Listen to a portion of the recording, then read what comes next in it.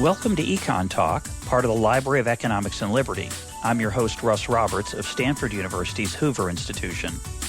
Our website is econtalk.org, where you can subscribe, comment on this podcast, and find links and other information related to today's conversation. You'll also find our archives, where you can listen to every episode we've ever done going back to 2006. Our email address is mail@econtalk.org. We'd love to hear from you. Today is January 16th, 2014, and my guest is Erik Brynjolfsson.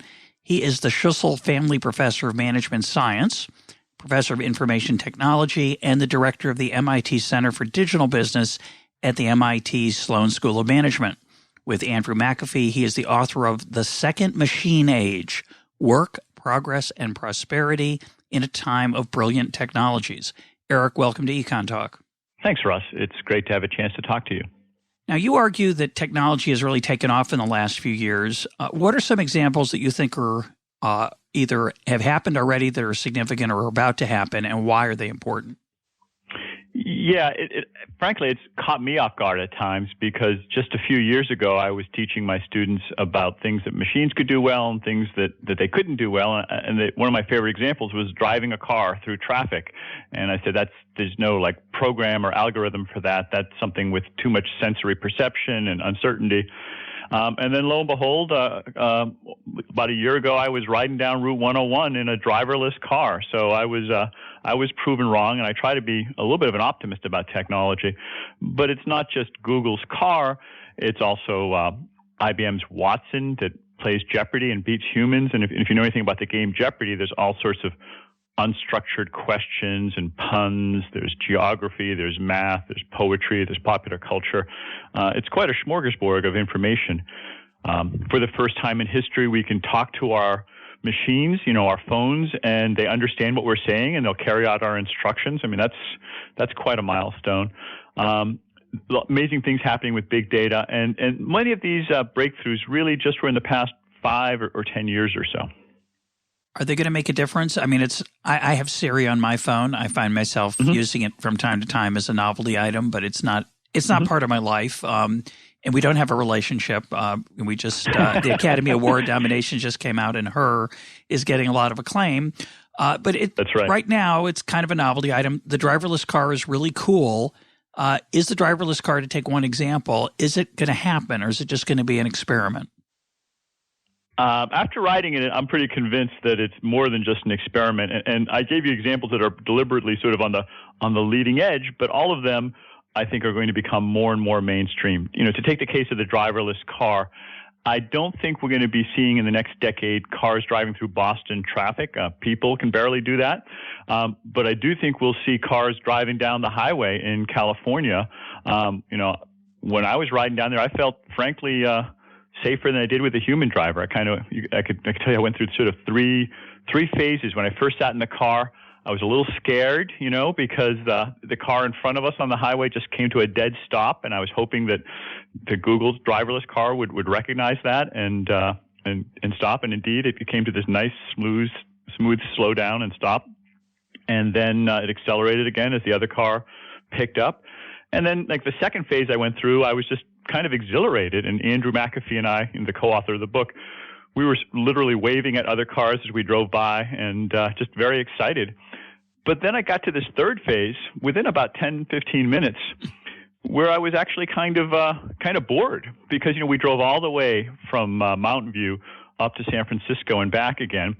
And the car, it kind of drives like your grandmother might, very slowly. It always drives 55, of course. It doesn't break the law. And it's very smooth. And, after a while, you're sort of like, okay, I get it. It's kind of like watching a dishwasher or something work, and it's just not that exciting anymore.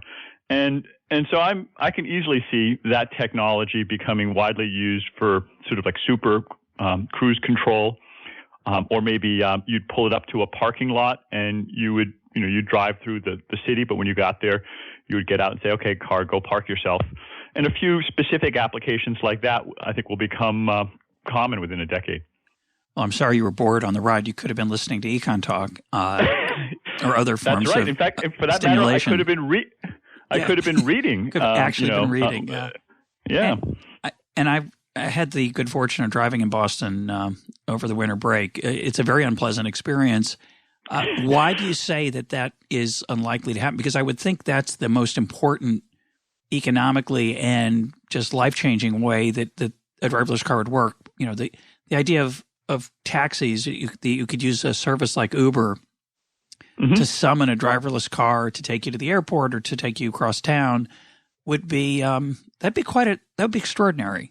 You don't think that's coming?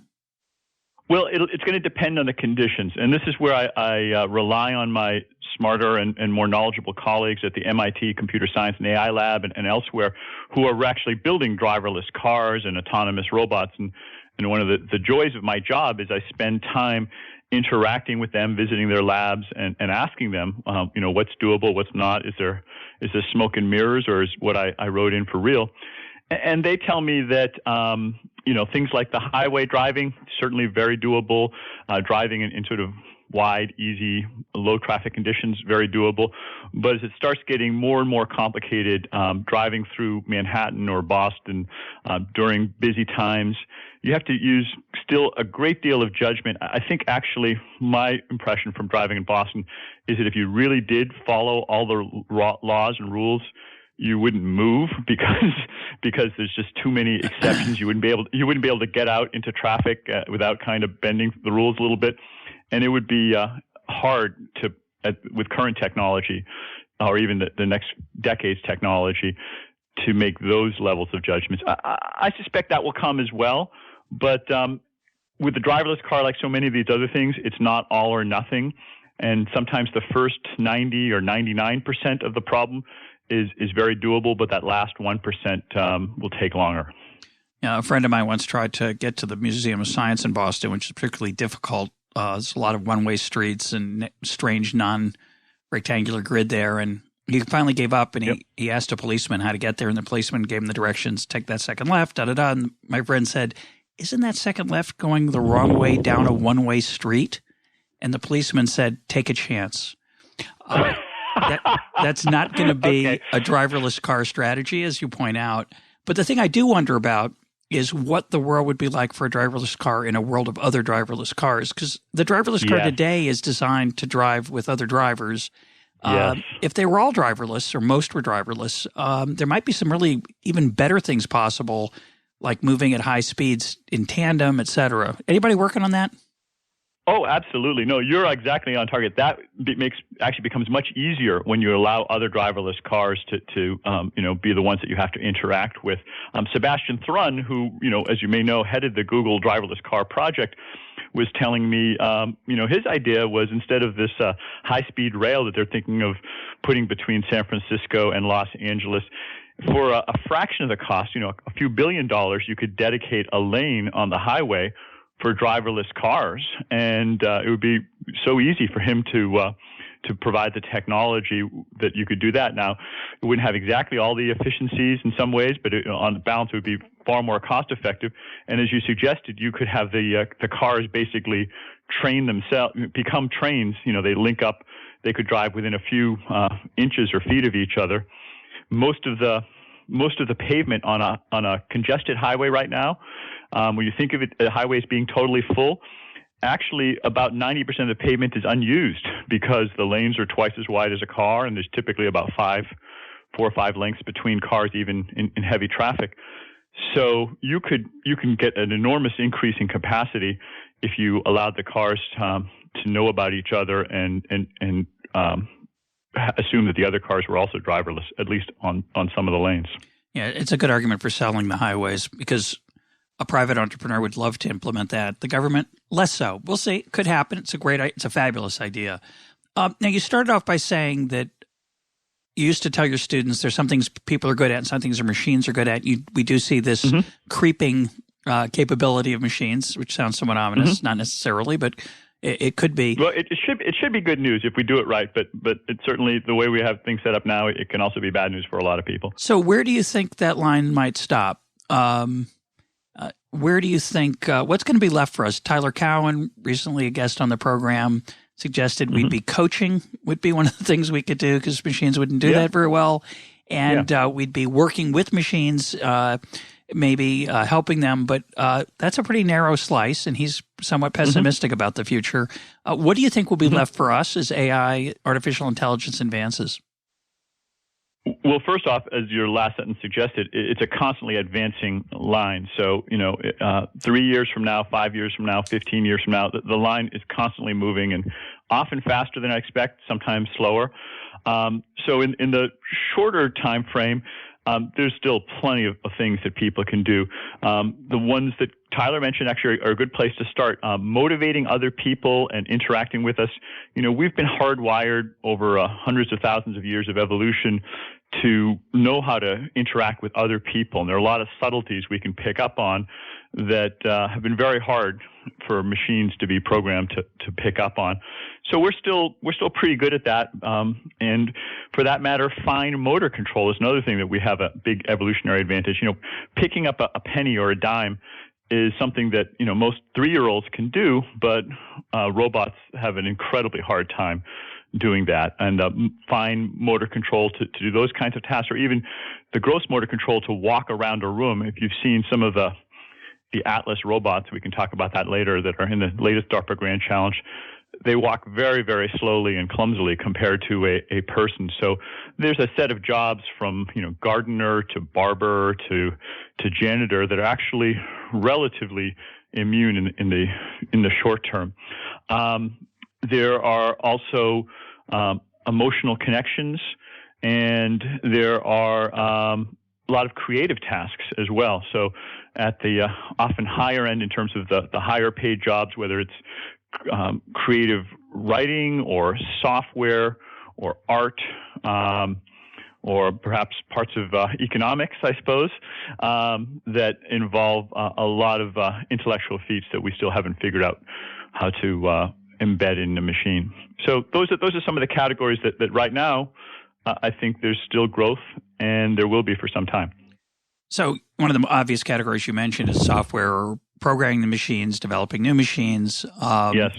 But how does that let's look way down the road, not too far, not 1,000 years, but maybe 30. Right. Let's go 30, 40 years.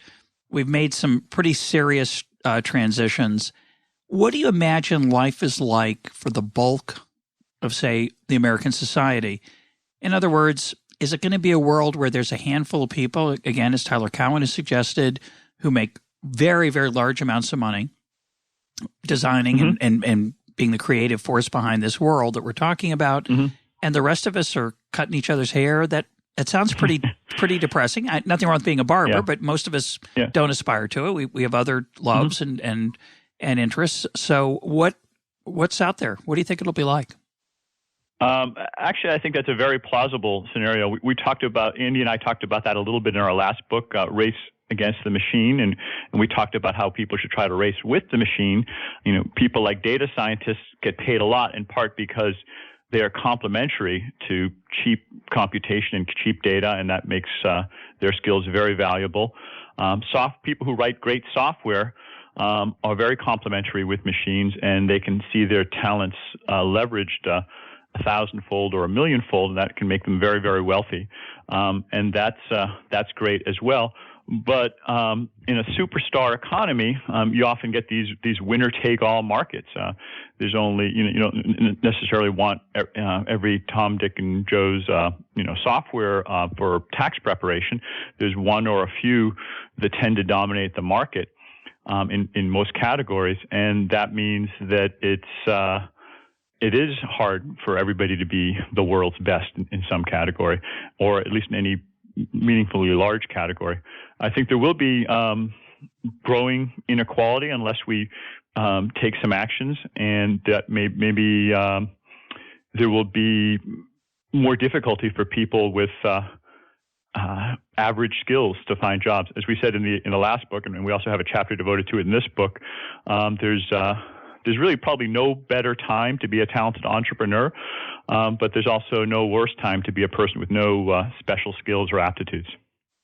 So let me try to create a positive vision for that depressing part. Yep.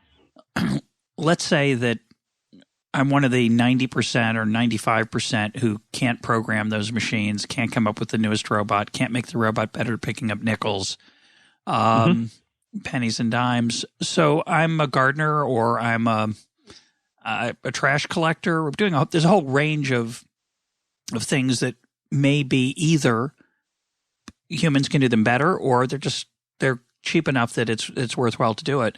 If everything is so inexpensive because of this productivity, maybe we enter the world that you allude to in the book and we've talked about this on the program before, Keynes's essay for his grandchildren. We're in a world where, maybe I work a few hours a week, but my command of goods and services for that few hours is enormous, and those few hours are not important. So instead of spending 25% of my 50% of my waking time at work, I'm spending a fraction of that, and I have a richer life. Is that a possibility? It's definitely a possibility, and it's one that we should probably try to work towards. As you suggest, in Keynes's prescient essay, Economic Possibilities for Our Grandchildren, he described exactly that kind of a world. And he was very much on target when he came to sort of extrapolating growth rates. It turns out he was good at doing exponential math, and so he got our living standards pretty close to where they actually are. And in part, we were fortunate that we have continued to have that kind of exponential growth since 1930. But where he was really quite wrong was how we spent our time.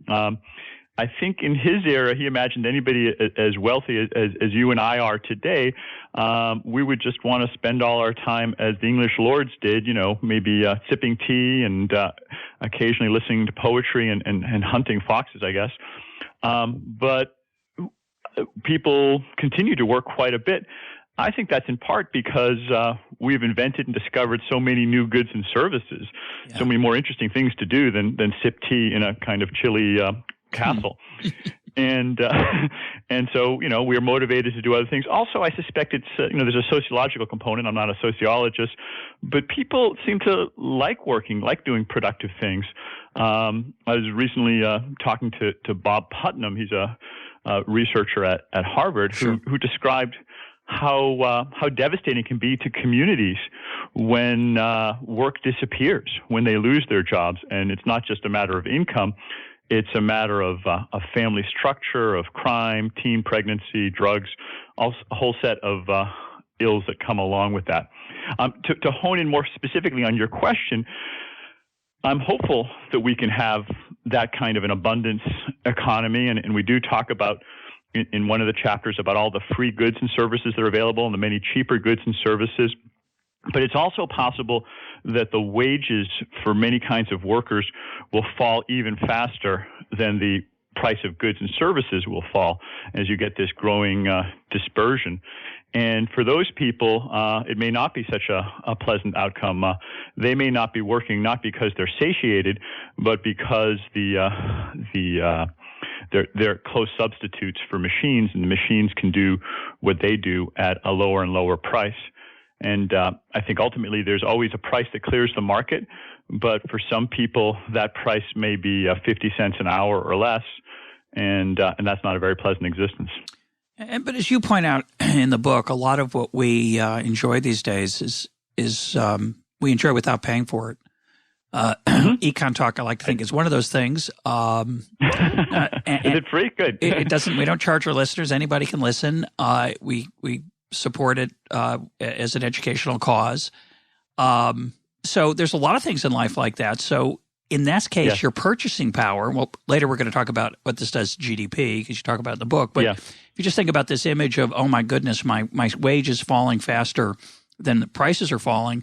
When prices hit zero, that's a pretty good deal. And so if I get satisfaction from browsing Wikipedia and contributing to Wikipedia, say, instead of my job, it might be an okay life. I don't know. I'm trying to be optimistic here because it's kind of scary. Yeah. Well, that so let me build on the optimistic part and then give some caveats.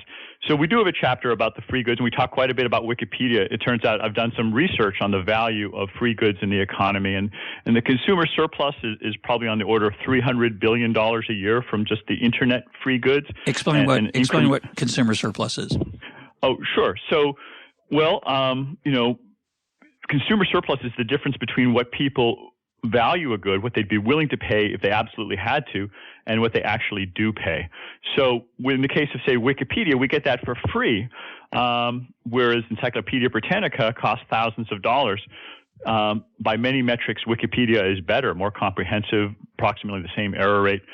So the people who used to pay for that encyclopedia are now getting something for free, and that difference is an increase in their consumer surplus. And you can do that for every good, almost, and any good that you buy, almost by definition, you're getting some consumer surplus because since you bought it, you must value it at equal to or more than what you paid for it. The total consumer surplus in the economy is enormous, and it, as you suggested, is quite different than the GDP of the economy. The GDP is what the actual market prices of the goods and services multiplied by the number of goods and services, the amount of goods and services. So those are two different kinds of numbers, and economists tend to focus, I think, much too much on GDP. Those are the numbers that are reported out to 7, 8, 9 significant digits every quarter, and the press trumpets them. But think about it. If the price of something goes down, like that encyclopedia, that tends to lower the GDP, even though it's not making us worse off, it's making us better off. So we should probably care more about consumer surplus than we do about GDP. It's just a lot harder to measure, and so it tends to get pushed to the side. Well, that's exactly it. It's a classic case of focusing on the things we can measure, even if they aren't necessarily things that matter to us. And we need to, I think one of the things we talk about in the book is how we need to reinvent our metrics and our measures. But just to make sure I close the loop on that point about the free goods, so they're tremendously valuable, and we calculate that in my research, and we discuss it in the book. But I also want to point out that not everything is getting cheaper. Not everything is a digital good that's subject to those kinds of economics.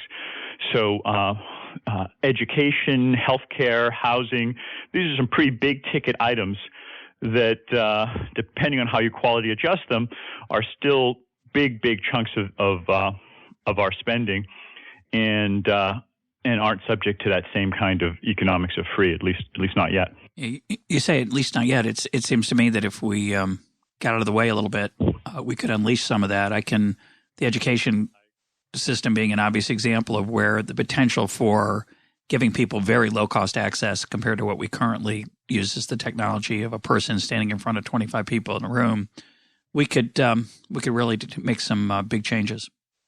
We could make a huge difference there. I think that you're right on target with education. If you look at the other industries, media and retailing and manufacturing and finance, they've all been revolutionized by this digital revolution.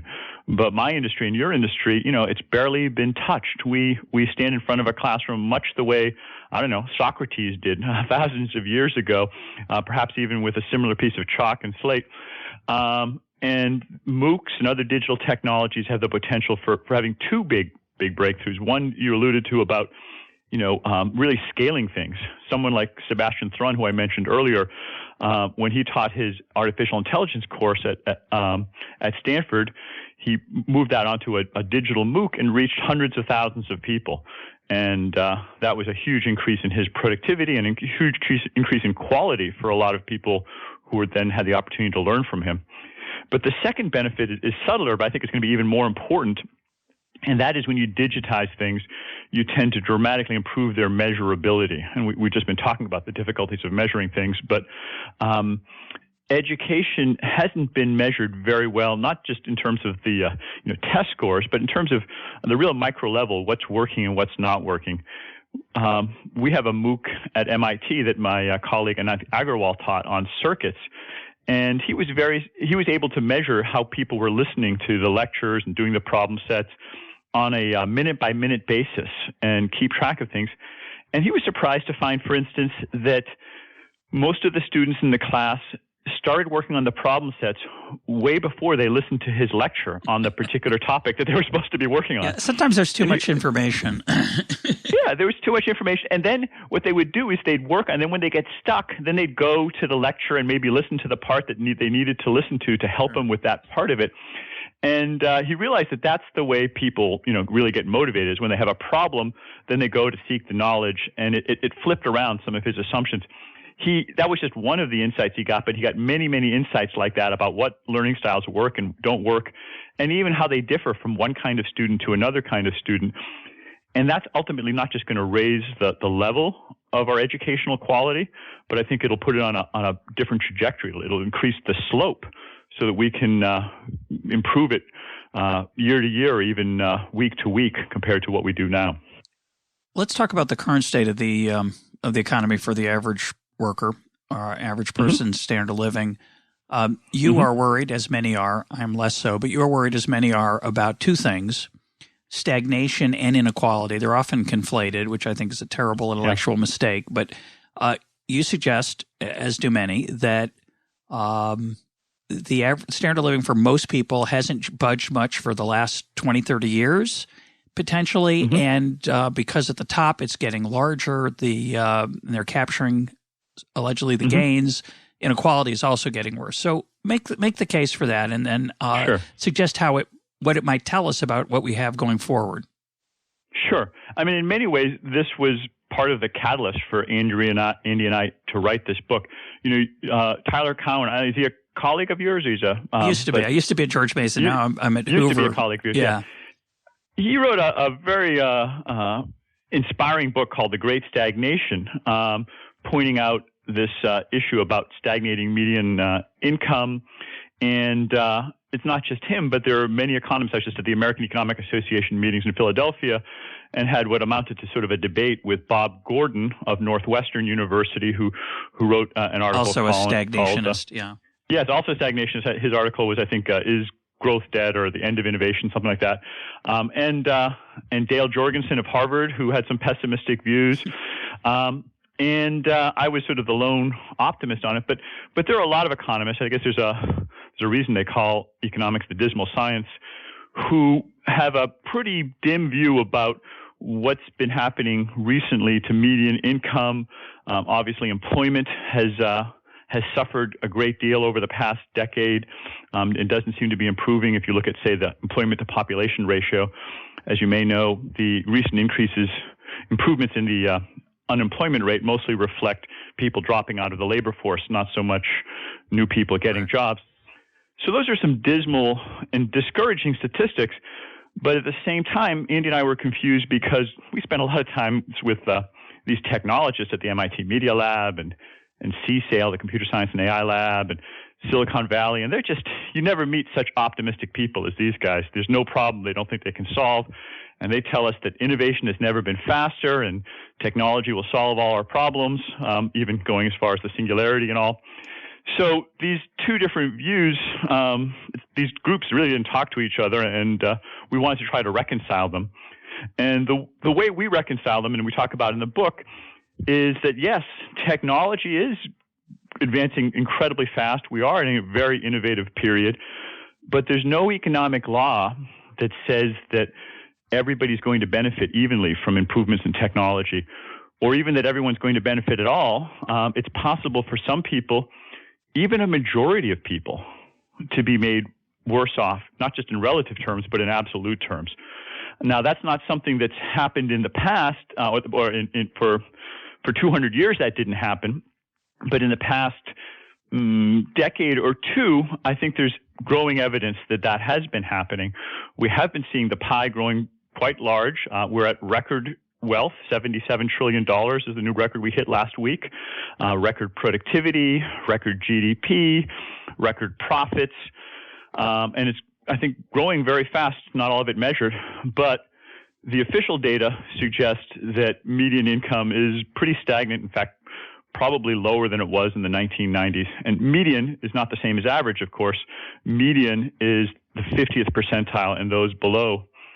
So that is some statistics that illustrate how technology can be growing the pie, but not necessarily helping out everybody.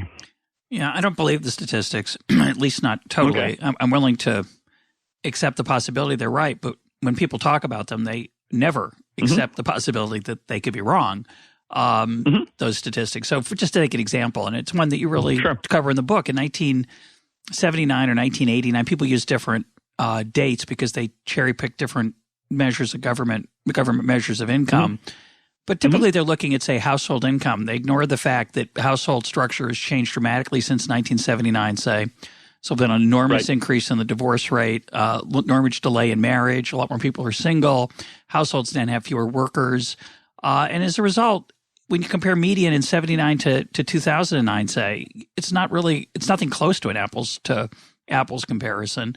And so, as you point out, is there anybody in 2009 who would like to be back at their 1979 income and have their 1979 income and prices compared to today's income and prices?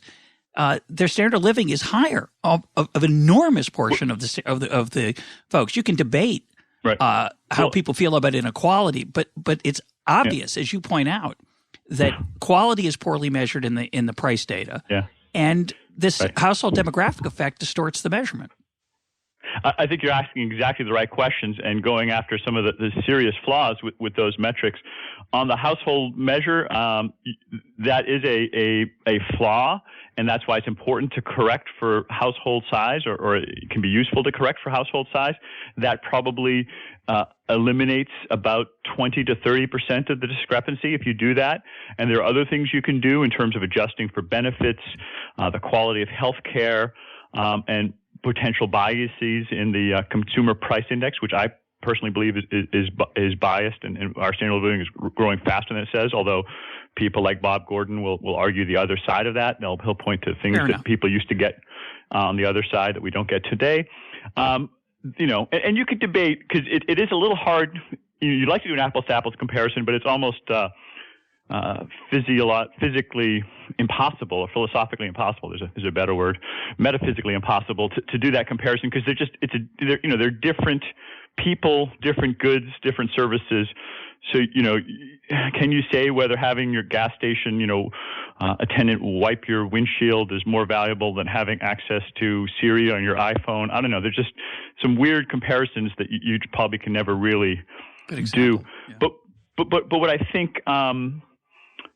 think there's little dispute about is that as measured, the gap between the top 1% and the 50th percent, or whichever percentiles you want to focus on, has grown, and that if the median income hasn't fallen, it hasn't grown a whole lot. It may be flat.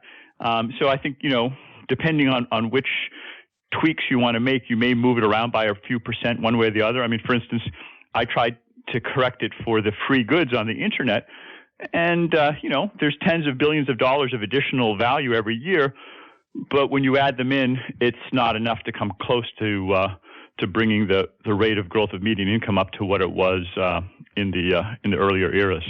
So, I mean, I think there are some people like you who are skeptical of the numbers, and I think that there's justified skepticism. My sense is that the majority of economists would agree that median income, however you measure it, probably hasn't grown much since the 1990s. There's no theoretical reason that it had to. So I tend to be with the majority on that, but I think it's something that requires continuing further study. Well, let me ask a different piece of this puzzle. Yep. You have a great chart in the book where you show that in 1972, median and average income start to diverge. Before that, they're very, very similar. And then all of a sudden, they diverge dramatically. The average keeps growing, and the median starts to just totally slump. Right. Do you find it plausible that something happened in 1972 that caused this incredible discontinuity in the data?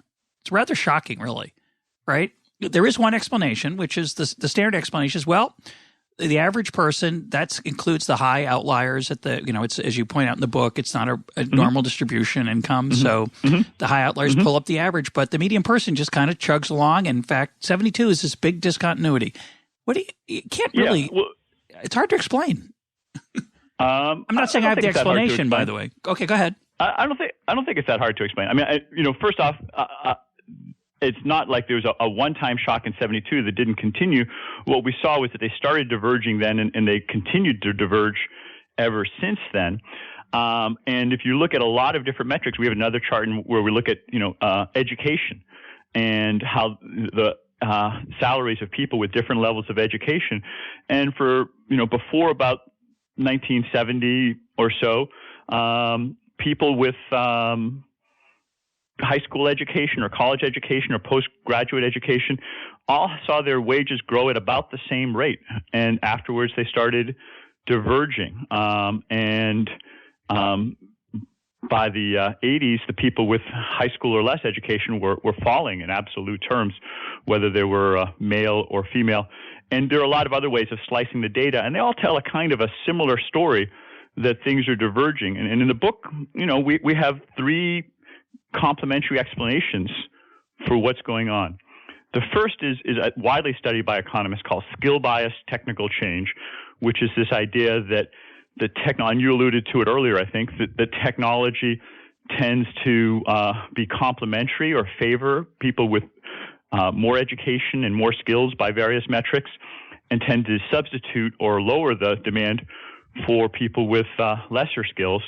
And that has accelerated and helped drive some of that, especially actually in the 80s and 90s. The second explanation is capital bias technical change. The technology can also help one factor of production versus another, like capital versus labor.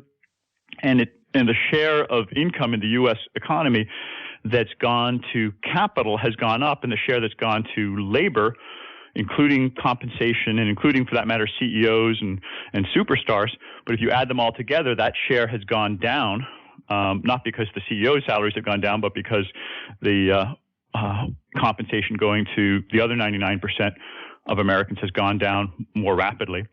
And the third change is what we call superstar bias technical change, and that is really honing in on that top, not even 1%, but 1/100th of 1%.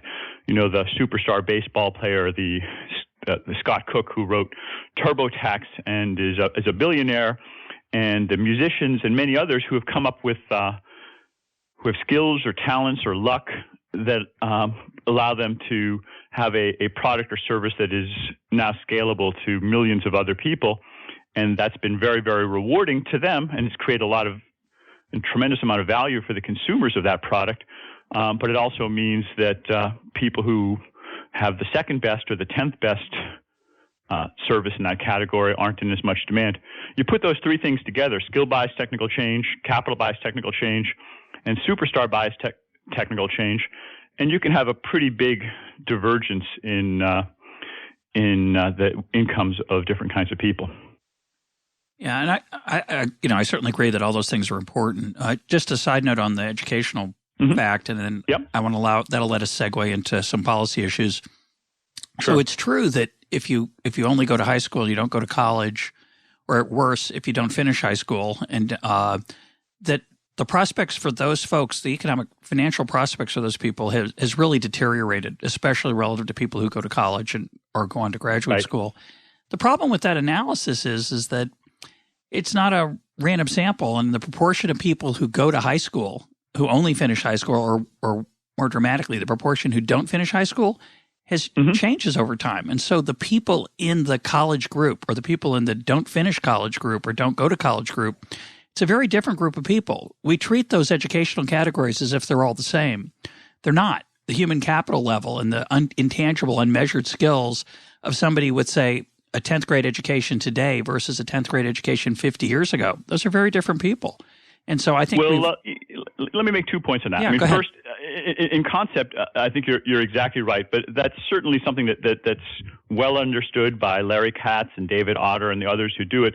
And their models include both changes in supply and demand, and they do their best to account for the changing composition of the people and how the demand effects as well as the supply effects change it. The other, so that's sort of a conceptual point. The other, perhaps more depressing point is that while you were right that composition was changing quite a bit for most of the 20th century, in the past couple of decades really, we've kind of hit a ceiling, or we've stopped improving that ratio. By some measures, the generation graduating today is the first one in American history that's not more educated than their parents are. So it's not like we're continuing to see a big change in that. America's greatest idea, we write in the book, was mass education. And that was a response to the first machine age, was widespread education of people to win this race against technology, the race between technology and education. But in the past couple of decades, we are not winning that race anymore. The United States, whether it's by international measures or measured against ourselves in the past, have not been having anywhere near the investments and benefits in education that we once had.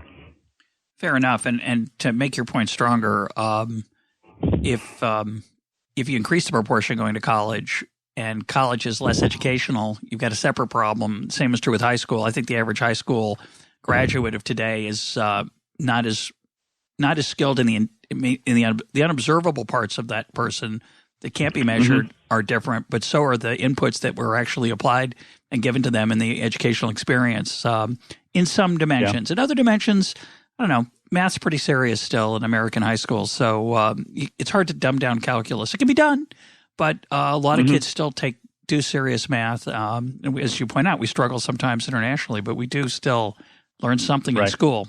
Well, my pet little thing I just want to mention is that I've not as much of a fan of calculus as I once was, and I'm on a little push in my high school to replace calculus with statistics in terms of what I think is more practical for most people, with the possible exception of PhD economists.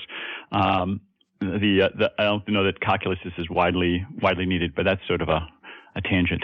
Well, it's interesting. My wife's a math teacher, and she's teaching a class of seniors this year, a split between calculus and statistics for one of the levels of the school. And statistics is the only, I agree with you. Statistics in many ways is much more useful for most students than calculus. The problem is to teach it well is extraordinarily difficult. It's very easy to teach a horrible statistics class where you spit back the definitions of mean and median, but you become dangerous because you think you know something about data when in fact it's kind of subtle. Yeah, but with all these people, you read newspapers today, and I just grimace because the journalists don't understand basic statistics, and I don't think the readers do either. And that's something that appears almost daily in our lives. I'd love it if we upped our education in that area. And as data and data science becomes more important, it's going to be more important to do that. So let's take the pessimistic view, which is that what we're observing now is the beginnings of a transformation of the second machine age, where technology increases the size of the pie, but the share going to the bulk of the people isn't very large. What can we do down the road to make that better? What are some of the policy recommendations that you think are important? Well, fortunately, we've already talked about one of them, the very first one that we focus on, which is education. And I don't mean just investing more in education, although that wouldn't hurt, but I mean mostly reinventing education and bringing digital technologies to it. Let's not dwell on that too much more because we've already spent some time on it, and I know you have a limited time for this podcast. The second big suggestion and set of suggestions we have is around entrepreneurship. We need to create a more dynamic economy. And our point about entrepreneurship, which is sometimes misunderstood, is not that we think everyone is going to be or should be an entrepreneur. It's not like that's what you do when you can't find a regular job. We want to push for more entrepreneurship and make it easier in different ways because entrepreneurs are the people who are in charge in our economy of inventing new products and services. They're the ones who are inventing new jobs. I mean, it's not an MIT professor who's going to be able to figure out what the hot new products are, or a government bureaucrat, or even the president. It's something we need to crowdsource. And, the way we crowdsource that is we have 1,000 or 10,000 or 1 million entrepreneurs try different ideas. A lot of them are going to be really dumb and they're going to fail. Some of them are going to be breakthroughs. When the first machine age automated so much of the economy, we used to have 90% of Americans who were in agriculture. Now it's less than 2%. All those people didn't just become unemployed. What happened was that, ingenious people like Henry Ford and Steve Jobs and Bill Gates and others helped invent entirely new industries and new products and services that employed people. And yes, there were some preconditions. They had an educated population to work with and other things that they could draw on. But we have not been doing very well in that recently. You may be surprised that the entrepreneurship and the growth of young new companies is less in the past decade than it was in the 90s or 80s. And when we lose that dynamism, we lose the ability to replace the jobs that are being automated away. What do you think's stopping that? Why do you think that's changed? Some of it's obviously cyclical, related to the Great Recession, but you suggest in the book there's some other factors. Yeah, it's even before the Great Recession, it happened. And, I've talked to the people who have studied this most closely at the Kauffman Foundation and people like John Halterwanger, and they're actually quite puzzled about what's going on. There are some, regulations, often at the state and local level, that protect incumbents, whether it's the taxi drivers that are trying to keep Uber from flourishing in Cambridge and other places, or protecting France. Whether it's nail salons, France. So that's part of it. There may be that people are more fearful, and if there's not a safety net, they're afraid to try new things. Right now, until recently, healthcare was not very portable, and I know people who wanted to start jobs, but they had to stay with a big company start new businesses, but they had to stay with a big company to preserve their health insurance. We put a big tax on labor right now. Our tax system is very skewed towards, in a sense, punishing people for creating jobs, because that's what we tax. And one of the first rules of economics is if you want to discourage something, you raise the price or you put a tax on it. And so those are all possible reasons, but it's something that certainly requires a lot more attention. Yeah, we do have a great culture, which has been a great advantage for America, I think, in the past. And that's not going away for a while, so it should continue to help us. Well, there's another one. I mean, part of that culture is an immigrant culture. In Silicon Valley, more than half the companies are started by immigrants, and we've become much less welcoming to immigrants than we used to. I mean, just earlier today, I was working on trying to deal with the visa and green card issues of a recent PhD. Actually, he's holding off getting his PhD because once he gets it, the clock starts ticking and the government kicks him out. I mean, what kind of a policy is that? That when you get some of your brightest, most educated people in the world come here, and then we kick them out. So we should probably staple a green card to every PhD diploma, and encourage them to stay and welcome them not just to Silicon Valley and Boston, but all over the country. So immigration policy and the culture that has that openness is something we can improve as well.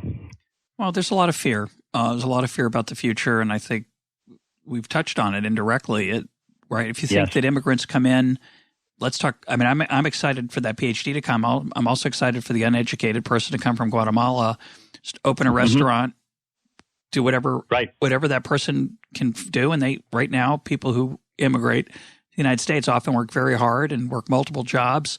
But a lot of people worry they're going to drive down the wages. They're like machines, just really cheap machines. I think one of the things let me just pick up on what you said there. The fear, I think, you're exactly right. That this fear, unfortunately, often pushes us to do counterproductive strategies, like discouraging immigration when we should be encouraging it, and more generally, trying to preserve the past at the expense of the future, when really that's just not going to be possible. We can't stop technology. We shouldn't stop technology.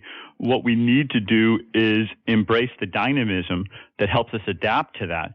The more we do to try to slow down change, I think the more stagnant we become and the worse off we become. The only successful strategy is one that embraces change and does what it can to channel it in a way that benefits a broad set of people. Yeah, one of the optimistic ways to look at the future is to say, well, I don't know what jobs are going to replace the ones that are going to be made obsolete by the new technology, but that was true in 1950 and 1900 and 1850, and they came along, as you said, bright, creative people found new things for people to do. I think the worry, and those of us who are optimistic, and I'm one of those, we have to be honest about it, is that, and you point this out in the book, it's one thing when John Henry gets replaced by a machine. So John Henry had muscle, and the machine is better at muscle than the human. But when it's brains, you start to wonder what is left. I think there will be things. I don't know what they are. So that's not very comforting to most people. They're not willing to. It requires a little bit of a leap of faith. You and I are in very much the same space. I mean, part of the analogy is that the first machine age, replaced muscle, and then we went on to doing mostly more cognitive tasks. In fact, control systems, cognitive tasks become more valuable. They're complements to increased power and ability to move the world. There's no point in having a steam engine or internal combustion engine or any power system if you don't have somebody directing what it should do. So that increases the value of human labor. But when you start automating cognitive work, then it gets a little harder. It's not so obvious what the human complements are. Maybe there are more substitutes.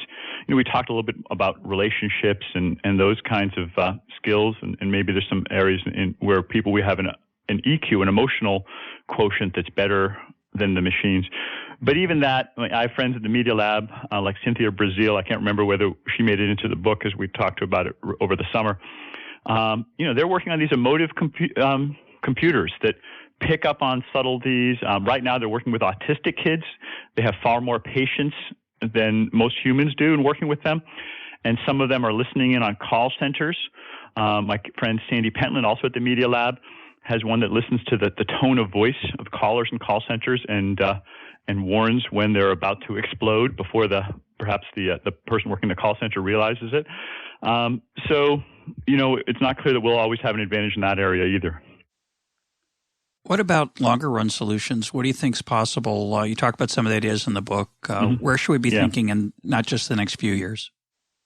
Yeah. So, the best thing is to get people working. In the book, we talk a little bit about the basic income and negative income tax that Milton Friedman and Richard Nixon actually were big advocates of, which is a surprise to a lot of people, as well as a lot of liberals. But we actually aren't as eager to just hand people money not because it doesn't, solve some of their economic needs. It does. But as Voltaire said, work addresses three great ills: boredom, vice, and need. And it's not enough to just address the need. You have to address the others. We talked about Bob Putnam earlier and what happens when work leaves a community. We'd like to do what we can to keep work in the community. And so in our long-term recommendations chapter, we talk about a growing investment in something like the earned income tax credit, which basically subsidizes work. Instead of the minimum wage where the payment is made essentially by the employer and in essence penalizes them for hiring somebody, the earned income tax credit is something that everybody contributes to. And even if the worker doesn't have a marginal product enough to make it worth paying them, $10 or $15 an hour, you could still bring their income up to that level and keep them working through an earned income tax credit. And that combined with more education, more entrepreneurship, better matching of people, something we also talk about in there, I think for a good period of time, 10, 20 years or more, can keep a lot of people working, maybe as many as are now, in all sorts of productive endeavors. If you go to the real long future, then maybe we get something more like a Star Trek economy where a lot of our basic needs are taken care of, where, in the words of Keynes, we solve our economic problem, not in terms of all of our wants and wishes, but in terms of our basic needs like food, clothing, and shelter. And that would be an economy where robots and machines take care of a lot of that drudgery. Andrea and I sometimes call that a digital Athens. The Athenians during their golden era spent a lot of time discussing philosophy and writing plays and going to plays and poetry. And they were able to do that because they had slaves. They were human slaves doing all the drudgery work. Maybe at some point, even in our lifetimes, we'll have more and more robot slaves doing that drudgery so that we can devote our times to leisure and listening to podcasts like yours. Well, I actually think we're a long way toward that. I think another part of my optimism is to suggest that we've mismeasured the quality of life right now, not just where we're headed. Mm-hmm. And an enormous portion of people, it's not 70, but it's not 5. Mm-hmm. a large portion of people have an immense amount of leisure on the job. I recently asked people to contact me if they listen to EconTalk at work, and I got well over 100 emails. I forget how many I got, I didn't count them. But people who confessed or bragged, or just let me know that, while I'm doing this sort of mindless stuff, I listen to EconTalk. And we do so much for many, not everybody, but for many people, those quality of life. Amazon. Go ahead. That's right. That's right. No, those are Amazon's prime shopping hours as well, is during working hours. You know, people are clearly the jobs are nothing like the painful drudgery that they had a century ago or even 50 years ago. I think on balance, people's work lives are much more flexible, not just in terms of the leisure, but even when they are working, I think the nature of the work tends to be more interesting, in part because the deadening routine parts of it are the easiest ones to automate. And although it's awkward to wear a toga at work and be that Athenian in the 21st century, when you're working from home, as many people do now, you can wear a towel even. You don't even have to go up to the toga. Okay. I won't ask you what you're wearing right now, Russ. But I'm fully dressed. I am working from home, but I'm fully dressed. Last question. Are you optimistic about the human enterprise? Not about technology per se, not about the American economy in 12 years, but for the human enterprise, as this technology world that we live in just does explode, and it's going to. I'm optimistic, but with a huge qualifier. I mean, I started off telling you about these two groups that I interact with that don't talk to each other, the dismal economists and their pessimism, not all of them, but not you, but many of them, and the overexuberant utopian technologists who think that technology would just solve all our problems. And I think they both make the same mistake. They assume that technology is destiny, and they just plot out, this is what's going to happen. Get used to it. And although I love Tyler's book, and I think he's got a lot of insights, that would be one place I quibble, is I think he's a little too resigned to a particular future. Andy and I call ourselves mindful optimists, because we think if we take action and we adjust our skills, our organizations, even our economic institutions and the way we organize work, we can adapt to technology. And the technology will race ahead, and we don't need to try and slow it down. What we need to do is speed up our adaptation to it, just as we did with the first machine age. You know, whether it's with in that case, it was widespread primary education. It was the invention of new kinds of organizations and new ways of working. I don't know for sure what all the adaptations are going to be going forward. You know, we have 3 chapters in the book where we have recommendations where we lay out some of our ideas, but we also try to be humble and say that people are going to discover other ideas, and we encourage them to email us with their suggestions or post them on our website with their suggestions. My experience has been that generally people can make those kind of adaptations, and the biggest obstacle to that is getting the diagnosis right. And with this book, we're trying to get the diagnosis right about what the issues are. And if we do that, I think we'll be able to get the prescriptions right. Unfortunately, you know, a lot of people in Washington and in the public discourse, I don't think really are grappling with this really important issue. I think it's the grand challenge that our society is going to face going forward. But if we do grapple with it, at the end of the day, I'm a mindful optimist. Yeah, Washington seems to be very focused on the next 6 months, not necessarily the most helpful attitude. That's right. They've got these sort of short-term scandals.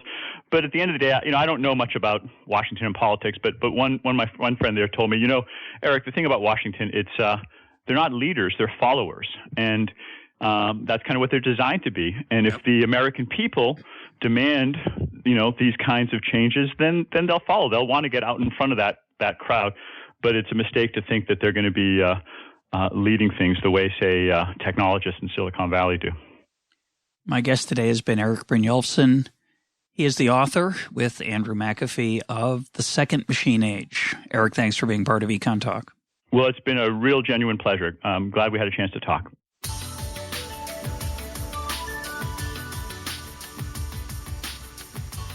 This is EconTalk, part of the Library of Economics and Liberty. For more EconTalk, go to econtalk.org, where you can also comment on today's podcast and find links and readings related to today's conversation. The sound engineer for EconTalk is Rich Goyette. I'm your host, Russ Roberts. Thanks for listening. Talk to you on Monday.